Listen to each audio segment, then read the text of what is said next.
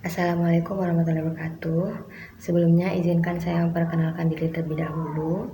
Nama saya Janatun Aliyah dengan NIM akhir 222.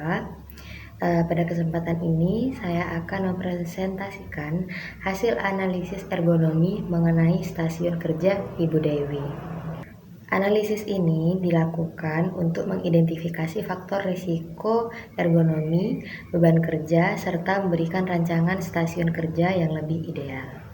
Objek yang saya amati adalah aktivitas kerja Ibu Dewi. Aktivitas dilakukan dengan posisi berdiri sambil melayani pelanggan dan mengambil berbagai kebutuhan kerja secara berulang.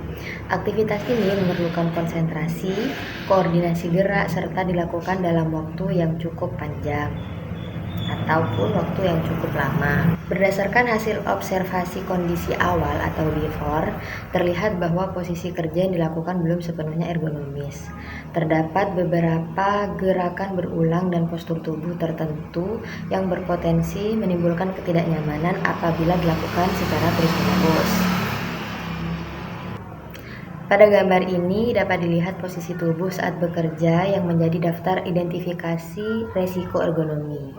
Berdasarkan hasil pengamatan, terdapat 3 faktor resiko ergonomi yang saya temukan di stasiun kerja Ibu Dewi. Yang pertama yaitu posisi leher yang sering menunduk dalam waktu tertentu saat melihat atau mengambil barang. Yang kedua adalah jangkauan tangan yang cukup jauh sehingga pekerja harus melakukan gerakan berulang-ulang.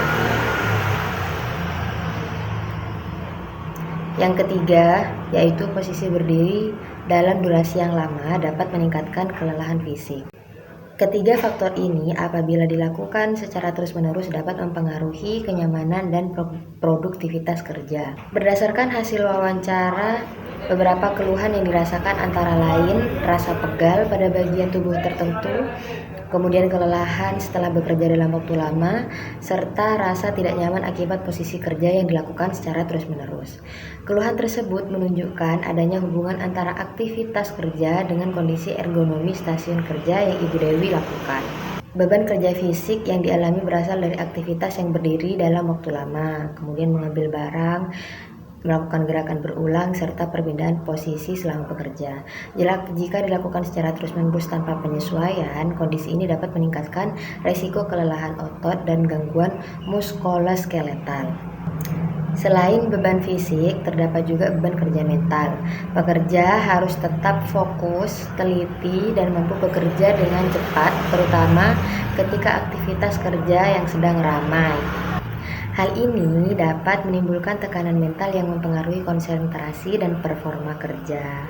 Berdasarkan analisis yang dilakukan, terdapat beberapa usulan desain stasiun kerja yang lebih ergonomis. Pertama, menempatkan alat atau barang yang sering digunakan dalam jangkauan yang lebih dekat. Kemudian yang kedua, menyesuaikan tinggi meja kerja agar posisi tubuh lebih nyaman.